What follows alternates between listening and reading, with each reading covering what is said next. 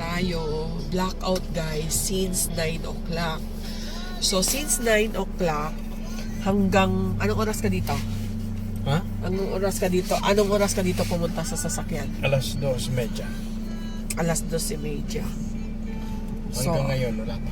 hanggang ngayon, 9 o'clock ngayon ng blackout. Tapos, nakayanan pa ni Daddy yung kasi meron kaming mga maliliit na electric fan. This mga bandang 2:30, mainit na talaga. So, nandito na kami sa sasakyan kasi malamig. So, crisis pa, gasolina pa, ang mahal. But no choice, kaysa hindi makahinga. So, ito yung snacks niya guys. Snacks tayo, kain tayo. Wag mo. Ipatong mo yung ano. Ito. Urong mo pa yung urong kaupuan mo doon. Wala na. Last na yan. Okay. Guys, waiting for our coffee. Nandito na yung coffee namin. Partner sa price. Saan ka maghanap guys? Dito sa sasakyan ng snacks. Blackout kasi. Gabi.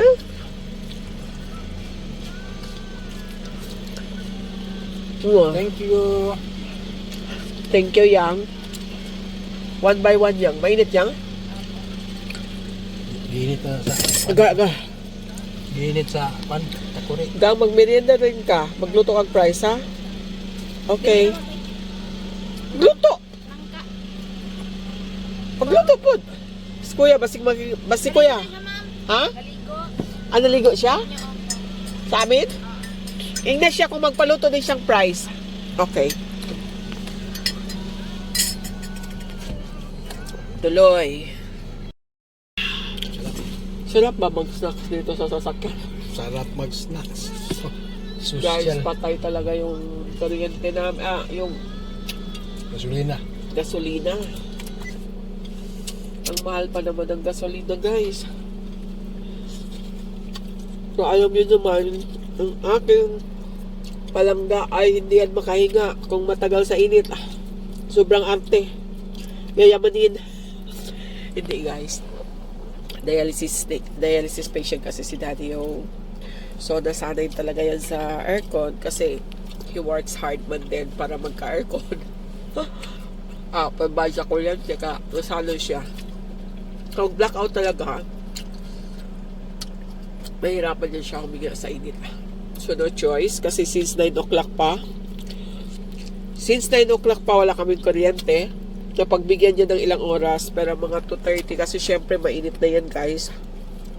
Hindi na niya kaya. So, dito na siya. Humanap ng kakampi ng malamig sa sasakyan. Time for snacks na. Meron tayong stock na fries. Bumili ako ng maraming fries kaysa order sa labas, mas mahal. Mas mura pag bumili ka ng marami. Bumili ako sa Tuna Choice. Masarap yung fries nila. And then, coffee. Sarap ng coffee. Yeah. Okay. So, yun lang guys. Yun yung kwento sa blackout today. Na instead magtitipid tayo ng kuryente or gasol or whatever, kuryente or gasolina, whatever involved talaga sa fuel, magtitipid tayo. Lalo tayong napagastos kasi. First time. First time na sobrang haba yung blackout. Di ba?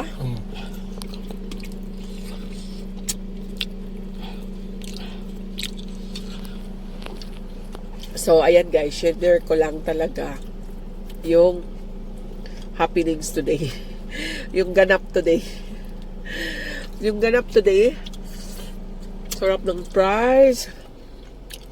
Lalo pag may mayonnaise, Thousand Island, kasi wala akong mayonnaise. Ketchup na lang. Grabe, pati daliri ko. Sarap guys. So that's all for today. Share ko lang. Kala ko madali lang, mabilis lang ang blackout, pero tumagal talaga. So wala. Hindi kaya ng pasyente the whole day na sa loob ng bahay. So humanap ng kakape. So bye guys. Thank you so much. Kaya ingatan nyo yung mga kidneys nyo kasi kung hindi na talaga nagfa-function ang kidneys kasi hindi iniingatan earlier than magka-dialysis ka. So ito talagang kalaban niya, init, kasi hindi yan sila nakakahinga masyado kasi bawal sa kanila yung maraming tubig. Once marami silang nainom na tubig, hihingali na sila kasi hindi po sila nakadispose. I mean, hindi nila ma-dispose ng kosa. Kung hindi, magda-dialysis sila. Not unlike sa atin, normal pa, maganda pa yung kidneys natin. So, yung kidneys ang nagdi-disappear or nagdi-dispose ng toxic sa katawan, siya yung nagdi-distribute saan yung malinis, saan yung madumi. So, ang dami ko ng shiner. Okay, thank you so much sa dami ko ng shiner. Kaya, kidneys, ingatan.